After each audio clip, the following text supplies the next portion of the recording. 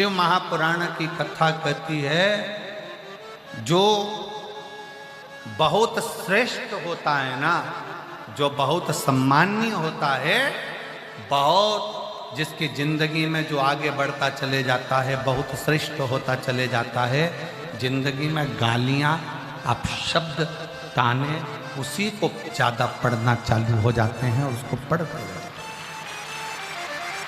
अच्छा एक बात बताओ, सब लोग उत्तर दीजिएगा जरा। बमूल के पेड़ में कोई पत्थर मारता है क्या? जम के बोलो जरा।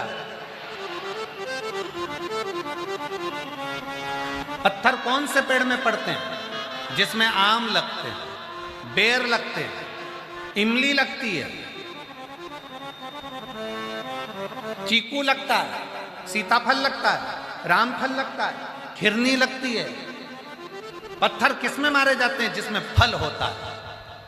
कांटे का पौधा है, बमूल का पौधा है, बमूल का वृक्ष है, कौन पत्थर मारेगा? पत्थर जिसमें फल लगा हुआ है, फलों से जो भरा पड़ा हुआ है, पत्थर उसी पर मारे जाते हैं। इसलिए जिसमें कोई थोड़ी बहुत भी क्वालिटी होती है, जिसमें भगवान शंकर ने कुछ दिया होता है, लोग अपशब्द उसी को कहते हैं, ताने भी उसी को देते हैं, गाली भी उसी को, आड़ा टेढ़ा भी उसी को कहते हैं। तो ये मान कर चलना, मेरी जीजियों से निवेदन है, मेरी बहुओं से निवेदन है, मेरी बेटियों से निवेदन है, मेरी माताओं से निवेदन है, मेरे भाई से निवेदन है, मेरे जीजाओं से निवेदन है, अगर आपको कोई अपशब्द कर रहा है, सास आड़ा टेढ़ा बोल रही है, बहू ये सोच कर बैठना कि तुम क्वालिटीवान हो, तुम्हारे भीतर कुछ तो है जो लोग तुम्हें गाली दे रहे हैं। सास को अगर गाली पड़ रही है, बहू कुछ कह रही है, तो समझ लेना कि तुम्हें भगवान ने कुछ अच्छा देकर भेजा है। कोई पुरुष, कोई स्त्री, कोई बेटा, कोई बेटी, कोई अपशब्द कहे, कहने।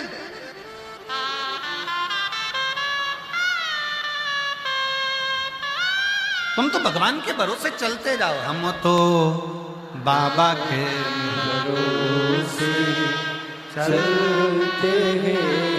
तुम भगवान के भरोसे चलो, भगवान की भक्ति में चलो, भगवान के स्मरण में चलो और भगवान के नाम जाप में चलो, चलते जाओ।